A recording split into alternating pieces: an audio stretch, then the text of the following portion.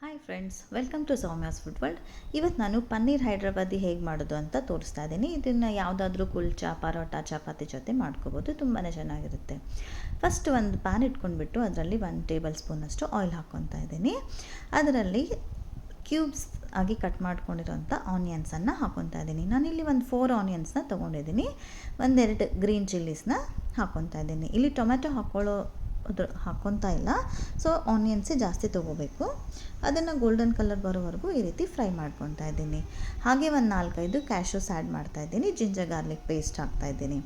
ಇದನ್ನೆಲ್ಲ ಫ್ರೈ ಮಾಡ್ಕೊಂಡ್ಬಿಟ್ಟು ಅದು ಕೂಲ್ ಆಗೋಕ್ಕೆ ಬಿಟ್ಬಿಡೋಣ. ಅದು ಕೂಲ್ ಆದಮೇಲೆ ಒಂದು ಮಿಕ್ಸಿ ಜಾರಲ್ಲಿ ಅದನ್ನೆಲ್ಲ ಶಿಫ್ಟ್ ಮಾಡ್ಕೊಂಡ್ಬಿಟ್ಟು ಒಂದು ಬಂಚಷ್ಟು ಕೊತ್ತಂಬರಿ ಸೊಪ್ಪನ್ನು ಹಾಕ್ಕೊತಾ ಇದ್ದೀನಿ. ಹಾಗೆ ಒಂದು ಹಿಡಿಯಷ್ಟು ಪುದೀನ ಹಾಕ್ಕೊತಾ ಇದ್ದೀನಿ. ನೀವು ಫ್ರೆಶ್ ಪುದೀನ ಇದ್ದರೆ ಫ್ರೆಶ್ ಪುದೀನ ಹಾಕ್ಕೊಳ್ಳಿ. ನಾನು ಇಲ್ಲಿ ಡ್ರೈ ಪುದೀನ ಹಾಕ್ಕೊತಾ ಇದ್ದೀನಿ. ಅದನ್ನೆಲ್ಲ ಫೈನ್ ಪೇಸ್ಟಾಗಿ ಮಾಡಿ ರೆಡಿ ಇಟ್ಕೊಳ್ಳಿ. ಅದೇ ಪ್ಯಾನಲ್ಲಿ 1 ಸ್ಪೂನಷ್ಟು ಆಯಿಲ್ ಹಾಕ್ಕೊಂಡ್ಬಿಟ್ಟು ನಾವೇನು ಪನ್ನೀರ್ ಇರುತ್ತಲ್ಲ, ಆ ಪನ್ನೀರನ್ನ ಈ ರೀತಿ ಕ್ಯೂಬ್ಸ್ ಆಗಿ ಕಟ್ ಮಾಡಿಕೊಂಡು ಸ್ವಲ್ಪ ಫ್ರೈ ಮಾಡ್ಕೋಬೇಕು. ಜಾಸ್ತಿ ಗೋಲ್ಡನ್ ಕಲರ್ ಮಾಡ್ಕೋಬೇಡಿ, ಸ್ವಲ್ಪ ಅದು ಈ ರೀತಿ ಕಲರ್ ಬಂದರೆ ಸಾಕಾಗುತ್ತೆ. ಜಾಸ್ತಿ ಗೋಲ್ಡನ್ ಕಲರ್ ಮಾಡಿಕೊಂಡ್ರೆ ಅದು ಗಟ್ಟಿಯಾಗೋ ಚಾನ್ಸಸ್ ಇರುತ್ತೆ.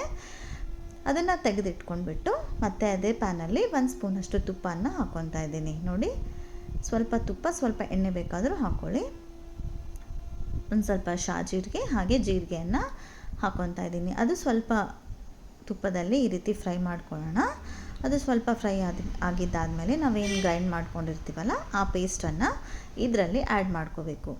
ನಾವು ಆನಿಯನ್ ಪೇಸ್ಟ್ ಏನು ಮಾಡ್ಕೊಂಡಿರ್ತೀವಲ್ಲ, ಫ್ರೈ ಮಾಡ್ಕೊಂಡಿರೋದು, ಅದನ್ನು ಇದರಲ್ಲಿ ಹಾಕಿ 1-2 ನಿಮಿಷ ಅದನ್ನು ಚೆನ್ನಾಗಿ ಬಾಯ್ಲ್ ಆಗೋಕ್ಕೆ ಬಿಡಬೇಕು. ಅದಾಗೋಷ್ಟೊತ್ತಿಗೆ ನಾವು ಒಂದು ಬೌಲಷ್ಟು ಕರ್ಡ್ಸ್ ತೊಗೊಂಡು ಅದರಲ್ಲಿ 1 ಸ್ಪೂನಷ್ಟು ಗರಂ ಮಸಾಲ ಹಾಗೆ 1 ಸ್ಪೂನಷ್ಟು ಧನಿಯಾ ಪೌಡರ್ ಹಾಕ್ಕೊತಾ ಇದ್ದೀನಿ. ರುಚಿಗೆ ಎಷ್ಟು ಬೇಕೋ ಅಷ್ಟು ಸಾಲ್ಟ್ ಹಾಗೆ ರೆಡ್ ಚಿಲ್ಲಿ ಪೌಡರ್ ಎಲ್ಲ ಹಾಕ್ಕೊಂಡ್ಬಿಟ್ಟು ನಾವು ಅದನ್ನು ಚೆನ್ನಾಗಿ ಮಿಕ್ಸ್ ಮಾಡ್ಕೋಬೇಕು.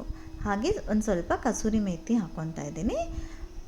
ನೋಡಿ, ಈ ರೀತಿ ಅದು ಚೆನ್ನಾಗಿ ಬಾಯ್ಲ್ ಆಗೋ ಸ್ಟೇಜಲ್ಲಿ ನಾವು ಈಗ ಕರ್ಡ್ಸಲ್ಲಿ ಏನು ಮಿಕ್ಸ್ ಮಾಡ್ಕೊಂಡಿದ್ದೀವಲ್ಲ ಎಲ್ಲ ಇಂಗ್ರೀಡಿಯೆಂಟ್ಸ್ನ, ಆ ಪೇಸ್ಟನ್ನು ಇದರಲ್ಲಿ ಹಾಕ್ಕೊತಾ ಇದ್ದೀನಿ. ಚೆನ್ನಾಗಿ ಮಿಕ್ಸ್ ಮಾಡ್ಕೊಳ್ಳಿ. ತುಂಬಾ ಚೆನ್ನಾಗಿರುತ್ತೆ, ಡಿಫ್ರೆಂಟಾಗಿ ಟೇಸ್ಟ್ ಕೊಡುತ್ತೆ ಇದು. ನಾವು ಡಿನ್ನರ್ಗಾದರೂ ಮಾಡ್ಕೋಬೋದು ಅಥವಾ ಬ್ರೇಕ್ಫಾಸ್ಟ್ಗಾದರೂ ಮಾಡ್ಕೋಬೋದು.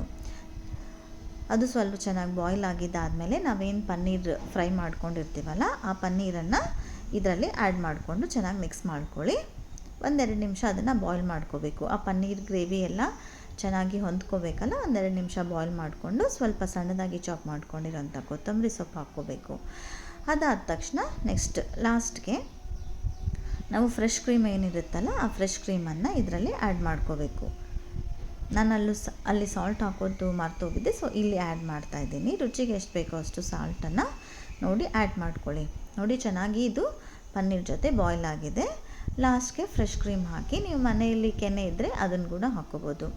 ಈ ರೀತಿ ಫ್ರೆಶ್ ಕ್ರೀಮ್ ಹಾಕಿ ಗಾರ್ನಿಷ್ ಮಾಡಿದರೆ ನಿಮಗೆ ಪನ್ನೀರ್ ಹೈದ್ರಾಬಾದಿ ರೆಡಿ ಆಗುತ್ತೆ. ಇದನ್ನು ಯಾವುದಾದ್ರೂ ಕುಲ್ಚಾ ಆಗಲಿ, ಪರಾಟ, ಪುಲ್ಕಾ, ಚಪಾತಿ ಇದಕ್ಕೆ ಸರ್ವ್ ಮಾಡಿದರೆ ತುಂಬಾ ಚೆನ್ನಾಗಿರುತ್ತೆ.